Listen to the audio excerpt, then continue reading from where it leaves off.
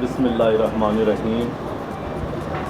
आज हम अपने प्रोग्राम के साथ national electronic media club register Silwani के दफ्तर में मौजूद हैं और हमारे साथ हाजी बाबा मोहम्मद आरफ जट साहब भी मौजूद हैं। आज हमने सैलाब ज़दगान की इमदाद के मौजू पर बातचीत करनी है।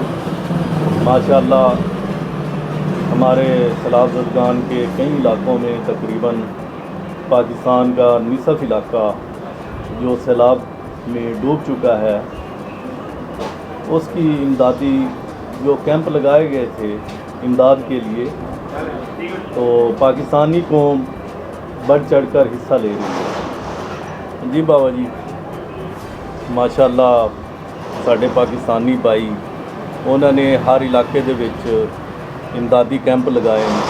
जिला सरगोदा दे विच उन्हां दी तहसीलों दे विच भी इमदादी कैंप लगे, जिहड़ा इत्थों तंबू वगैरह, कपड़े वगैरह, कोई खुराक दी मद दे विच उत्थे समान पहुँचाया जा रहा है।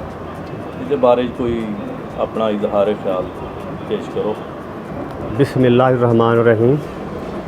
शुक्रिया सबसे पहले हाजी मलक नासर महमूद साहब, आपका प्रोग्राम हम बनेंगे अवाम की आवाज़ सिला वाली से हम हाज़िर हैं।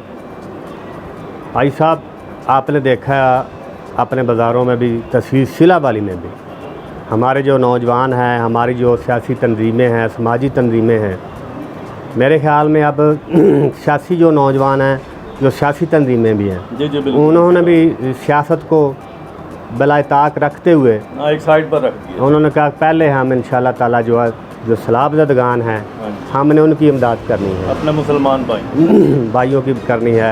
आपको भी ऐसा पता है और हर किसी को पता है कि ये एक वो अल्लाह माफ़ करे जो हम सुनामी सुनते थे, बिल्कुल वो सुनामी आ गया और आधा पाकिस्तान आपके सामने वो पानी में डूब गया। अब नया पाकिस्तान तो उसको बनाना पड़ेगा।